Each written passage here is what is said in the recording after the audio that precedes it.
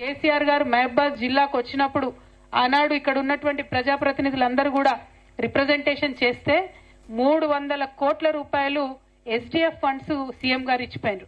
అంటే సీఎం మారినా ఎస్డిఎఫ్ అనేటటువంటిది కంటిన్యూస్ చేయాల్సినటువంటి బాధ్యత ప్రభుత్వాల మీద ఉంటుంది. కానీ ఇప్పుడున్నటువంటి ప్రభుత్వం ఆనాటి సీఎం ప్రకటించిండ్రు అని చెప్పి పనులన్నీ కూడా మధ్యలో ఆపినరు. కాకపోతే జరిగిందేంది, సగంకి ఎక్కువ పనులు స్టార్ట్ అయినాయి, సగంలో ఉన్నాయి, పెండింగ్ లో ఉన్నాయి. మరి ఆ పనులన్నీ ఎవరు పూర్తి చేయాలి? అది ఆలోచన ప్రజల మీద లేదు. కేవలం ఒక కక్షపూరితమైనటువంటి వైఖరి. ఎప్పుడు పాలిటిక్స్ తప్పితే పరిపాలన మీద దృష్టి లేనటువంటి ప్రభుత్వం రేవంత్ రెడ్డి గారి ప్రభుత్వం అని ఇవాళ అందరికి కూడా అర్థమయ్యేటటువంటి పరిస్థితి ఉన్నది. మరి ఇవాళ మహబాద్ వచ్చినామంటే మేజర్ కారణం ఉన్నది. ఇవాళ మిర్చి రైతు కన్నీళ్లు పెడుతున్నటువంటి పరిస్థితి ఉన్నది. ఇక్కడే కాదు, ఆంధ్రప్రదేశ్ లో అదే పరిస్థితి ఉన్నది. దేశవ్యాప్తంగా మిర్చి రైతుకు అదే పరిస్థితి ఉన్నది. మరి ఆంధ్రప్రదేశ్ లో మిర్చి రైతులకు ఇబ్బంది కాగానే చంద్రబాబు నాయుడు గారు హుటాహుటిన ఫ్లైట్ వేసుకొని ఆయన పోయిండు. ఢిల్లీలో కేంద్ర మంత్రి ఛాంబర్ లో కూర్చొని అక్కడ రివ్యూ పెట్టి అధికారులందరినీ పిలిపించి భయపెట్టి బెదిరించి మీరు మాకు ఇస్తారా సస్తారా, మద్దతు ధర ఇవ్వాల్సిందే, కేంద్రం మొత్తం మిర్చి కొనాల్సిందని ఆయన అక్కడ పోయి అల్లరి చేసిండు. మరి మన చీఫ్ మినిస్టర్ గారికేమో అక్కడ మా నిజామాబాద్ జిల్లాలో ఇక్కడ వరంగల్లో కూడా పసుపు రైతులు ఉంటారు, వాళ్ళ ధరలు వాడిపోతున్నాయి, దాని మీద ఆయనకు సోయలేదు. మిర్చి రైతులు ధరలు వాడిపోయి భయంకరమైన పరిస్థితి ఉంది, దాని మీద ఆయనకు సోయలేదు. సొంత జిల్లా మహబూబ్ నగర్ జిల్లాలో నిన్న ప్రాజెక్ట్ లో టనల్ కూలిపోయి 8 మంది కూలీలు ఇరుక్కొని పోతే సొంత జిల్లాకు పోయి విజిట్ చేయాలన్న సోయి కూడా ముఖ్యమంత్రికి లేదు. ఎక్కడ పోయిండయా మన సీఎం గారు అంటే ఎన్నికల ప్రచారానికి పోయిండట. ఎన్నికల ప్రచారానికి పోయి ఎమ్మెల్సీ ఎన్నికలలో ఓట్లేమని అడుగుతాడట. ఎందుకు నీ ప్రచారం, ఎవరి కోసం ప్రచారం, ఏం చేసినావని ప్రచారం చేసుకుంటున్నారు ముఖ్యమంత్రి గారు? మీరు మిర్చి రైతుల గోస చూసిండ్రా? పసుపు రైతుల కన్నీళ్లు పట్టించుకున్నారా? చచ్చిపోయినటువంటి కూలీల గురించి, ఇరుక్కపోయిన కూలీల గురించి ఏం జరుగుతుందో కనీసం కొద్దిగా మానవత్వమన్నా ఉండాలి కదా. మీరు వెళ్తే పనులు మంచిగా జరుగుతాయి, అక్కడ వాళ్ళని బయటకు తీసే ఆస్కారం ఉంటుంది. అందుకే నేను చెప్తా ఉన్నా, ఈ ప్రభుత్వం పీపీపీ మోడ్ లో నడుస్తుంది. పీపీపీ మోడ్ అంటే ఏంటంటే ఒకటి ఫస్ట్ పి ఫోబియా. ఏం ఫోబియా పట్టుకుంది రేవంత్ రెడ్డి గారికి? కేసీఆర్ ఫోబియా. మైక్ పట్టంగానే కేసీఆర్ ను తిట్టాలి, అంతకుమించి ఇంకో ఆలోచన ఏం లేదు. ఆయనకి ఏం రాదు, పాపం ఏం చేయడు. మైక్ పట్టంగానే సంవత్సరంన్నరైనా కేసీఆర్ ను తిట్టాలి. ఒకటి కేసీఆర్ ఫోబియా. 2 ఇంకోటి ఏముంటది? పాలిటిక్స్. ఇక తెల్లారు లేస్తే పాలిటిక్స్. ఇదే పాలిటిక్స్ అంటే మొత్తం అంతా కూడా ఇక్కడ మిర్చి రైతులు ఏడుస్తుంటే, పసుపు రైతులు ఏడుస్తుంటే అన్ని ఇడిసబెట్టి పోయి ఓట్లు అడగడానికి నిజామాబాద్కు పోయింది. నిజామాబాద్ అంట, కామారెడ్డి అంటే ఎక్కడెక్కడ పోయి వాళ్ళు ఓట్లు అడుగుతాడంట. 3వది పర్సెంటేజ్. ఏంది పర్సెంటేజ్? మీ అందరికి కూడా తెలుసు. బయట ప్రతి ఒక్కరు గల్లీ వరకు కూడా 10% సర్కార్ అని పిలుస్తున్నారు రేవంత్ రెడ్డి గారిని. అందరు ఇంకా మాకైతే అడ్రస్ కూడా చెప్తున్నారు, అక్కకి ఫలాన్ చోటకు పోతే గడ పర్సెంటేజ్ ఇస్తే పనులు అవుతున్నాయని. సర్పంచులు ఉండొచ్చు ఇక్కడ మన వాళ్ళు చాలా మంది, మీకు ఎవరికి బిల్లులు వస్తలేవు.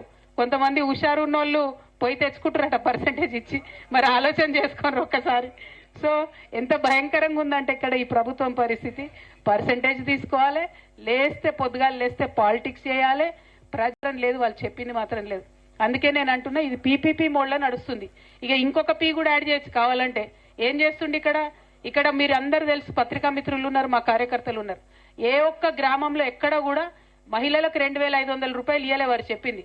కానీ పక్క రాష్ట్రంలో అడ్వర్టైజ్మెంట్లు మాత్రం ఫ్రంట్ పేజీలో ఇగో మేము 2500 ఇచ్చేసినాం తెలంగాణ మహిళలకు అని చెప్పి మన తెలంగాణ పైసలు పెట్టి అక్కడ పిఆర్ స్టంట్లు వేస్తున్నారు. ఇక ఇవి తప్పితే పరిపాలన మీద వాళ్ళకి దృష్టి లేదు. నేను ఇవాళ ముఖ్యమంత్రి గారిని కోరుతా ఉన్నా, మహబూబాబాద్ జిల్లాలో మిర్చి రైతు గోసపడుతున్నటువంటి పరిస్థితి ఉన్నది. చాలా దారుణంగా మిర్చి రైతులు మరి బాధలో ఉన్నారు. ఇదే మహబూబాబాద్ జిల్లాలో మరి బాలకిషన్ అనేటటువంటి ఒక యువ రైతు, జస్ట్ 34 ఇయర్స్, 34 ఏండ్లు మాత్రమే ఉన్నాయి. ఆయన తులసియా తండాల కురివి మండలంలో చనిపోయింది. ఇప్పుడు అదే కురివి మండలం నుంచి నేను వచ్చిన. ముఖ్యమంత్రి గారిని నేను రిక్వెస్ట్ చేస్తా ఉన్నా, మీరు కొంచెం సేపు రాజకీయాలు పక్కన పెట్టండి. మీరు రైతు భరోసా వేసినామన్నారు, నిజంగా ఎవరికి వస్తలేదు వాస్తవానికి. అది మీకు ఎవరైనా మీ నాయకులు చెప్తున్నారో చెప్తలేదో మాకు తెలియదు, మేం చెప్తా ఉన్నాం, వస్తలేదు. 2వది రైతు రుణమాఫీ చేసినామంటారు, ఎవరికి రాలేదు. పైగా ఇది మహబాద్ లో ట్రైబల్ జిల్లాలో ఏం జరుగుతుందంటే కుటుంబంలో ఉన్న ప్రతి ఒక్కరు వ్యవసాయంలో ఉంటారు. అంతకుముందు కేసీఆర్ గారు రైతు బీమా ఇచ్చిండ్రు. రైతు బీమా ఏంగానే అప్పటి వరకు 2 ఎకరాలు ఒకటే పెద్ద ఆయన పేరు మీద ఉంటుండే, బీమా వస్తుంది కదా అని ఇప్పుడు కుటుంబంలో 4 ఉంటే 4 పేరు మీద కూడా కుటుంబ సభ్యులందరూ చేసుకున్నారు. 4 పేరు మీద భూమి చేసుకున్నారు. భూమి చేసుకున్నాక ఏమైంది? ఈయన అధికారంలోకి రాకముందు ఏం చెప్పిండు రేవంత్ రెడ్డి? మీరు ఓన్లీ బ్యాంకులకు లోన్లు తెచ్చుకోండి, మనిషికి 2 లక్షలు. మేము 9 డిసెంబర్ అధికారంలోకి వస్తాం, 9 డిసెంబర్ మీకు లోన్ వేవర్ చేస్తామని చెప్పిండు. చెప్తే పాపం అమాయకపు గిరిజనులు దారుణాతి దారుణంగా మోసపోయి ప్రతి ఇంటికి ఇవాళ 8 నుంచి 10 లక్షల అప్పు ఉన్నది. ఏది రుణమాఫీ? దయచేసి రుణమాఫీ చేయమని నేను కోరుతా ఉన్నా. ఇవాళ నిన్న యువ రైతు చచ్చిపోయిందంటే ఊరికే చచ్చిపోలే. ఈ కష్టాలు దయచేసి మీరు గమనించమని నేను కోరుతా ఉన్నా. ఇక బోనస్ కాదు, అది బోగస్ అనాలి దాన్ని, బోగస్. ఎందుకోసం అంటే సన్నవడ్లకు బోనస్ ఇస్తామని చెప్పారు. 10% మందికి కూడా ఇయ్యలే. మొత్తం రైతులు అమ్మేదాకా చూసిరు. అమ్మినాక లాస్ట్ లో కొంతమందికి ఇక బోనస్ ఇచ్చినామని 2-3 ఊర్లలో ఇట్లా విధులిచ్చినట్టు బోనస్ ఇచ్చిరు. ఎందుకోసం చేస్తున్నారు ఇట్లా మోసం? ఎవరి కోసం చేస్తున్నారు? రైతుల కష్టాలు పట్టించుకోండి. మిర్చి రైతులకు ఎట్లయితే మీ పక్క రాష్ట్రం ముఖ్యమంత్రి చంద్రబాబు నాయుడు గారు ఢిల్లీకి పోయి ఆయన లొల్లి వేసి ధర అడుగుతా ఉన్నాడో, మీరు కూడా ఢిల్లీకి పోండి. మిర్చి రైతులకు కనీసం 25,000 రూపాయలు మద్దతు ధర కేంద్రం నుంచి మీరు తీసుకురండి.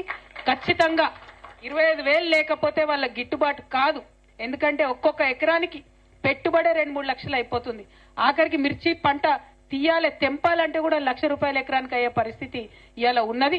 కాబట్టి ఆ విషయాన్ని దయచేసి ఆలోచన చేసి సీరియస్ గా కన్సిడర్ చేయండి. మిర్చి రైతుల కష్టాలు, పసుపు రైతుల కష్టాలు, ఇక దీని మీద మీరు ఆలోచన చేయాలి తప్పితే ఏది పడితే అది కాదు.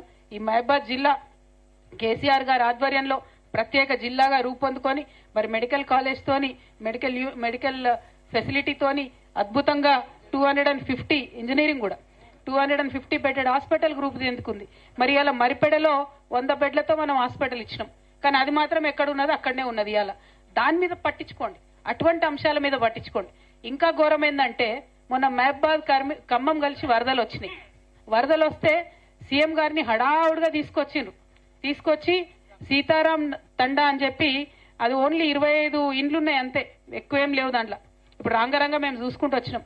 ఆకేరు వాగుపోంటే సీతారాం నాగ్ తండా అని ఉన్నది, ఓన్లీ 25 హౌసెస్ ఉన్నది. ఇవాళ నేను ఛాలెంజ్ చేసి చెప్తున్నా, సీఎం గారు పోయి మొత్తం ఆ తండా చూసి వెళ్ళిపోయాడు. ఏం చెప్పిండ్రు?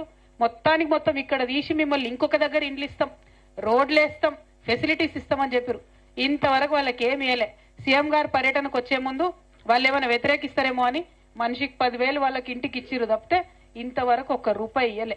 ఆనాడు వరదలో ప్రజలు కష్టాల్లో ఉన్నప్పుడు అప్పుడు కూడా మోకాల్లోతు నీళ్లుంటే ఇవే మా ఆడబిడ్డలు, ఇవే మా బీఆర్ఎస్ నాయకులు, వీళ్లే ముంగటుండి వరద బాధితులకు అండగా నిలిచిండ్రు. డైరెక్ట్ గా వదిరాజు రవిచంద్రన్న గారు ఒక లారీ నిండా సరుకులు పంపించి ఆయన ఇక్కడ పర్సనల్ డబ్బులతోనే డిస్ట్రిబ్యూషన్ చేయించిండు తప్పితే ప్రభుత్వానికి మనసు రాలేదు. కనీసం ప్రభుత్వం 1 పైసా కూడా ఇయ్యలేదు. అంటే వరదలు వచ్చినా, కన్నీళ్ళు వచ్చినా, కష్టాలు వచ్చినా ఎప్పుడు కూడా మీతో నిలబడి ఉండేది ఈ గులాబీ జెండాని అన్న విషయాన్ని మళ్ళొక్కసారి మహబాద్ ప్రజలందరికీ కూడా తెలియజేస్తూ, మరి వాళ్ళు ఇక్కడికి రావడం చాలా సంతోషం. వస్తూ కురవిలో ఆనాడు కేసీఆర్ గారు మొక్కుకున్నారు, తెలంగాణ వస్తే నేను బంగారు మీసాలు ఇస్తా అని చెప్పి ఆ భగవంతుడు దయామయుడు మన వీరభద్ర స్వామిని, భద్రకాళి అమ్మవారిని నేను దర్శనం చేసుకొని రావడం జరిగింది. మరి వస్తూ ఉంటే ఈ ప్రభుత్వం పెట్టినటువంటి ఫ్రీ బస్సుతోని మీ అందరికీ తెలుసు ఇబ్బందులు అవుతున్నాయి. మనమేం వ్యతిరేకం కాదు ఫ్రీ బస్సులు పెడితే, కానీ ఇలా పరిస్థితి ఏమైంది, వస్తుంటే మహిళలు చెప్తున్నారు రోడ్ మీద, అక్క ఫ్రీ బస్ అని పెట్టిండ్రు, నేను మా ఆయన బస్సులో ఒక ఊరు నుండి ఇంకో ఊరు పోదామని బస్సు ఎక్కుదామంటే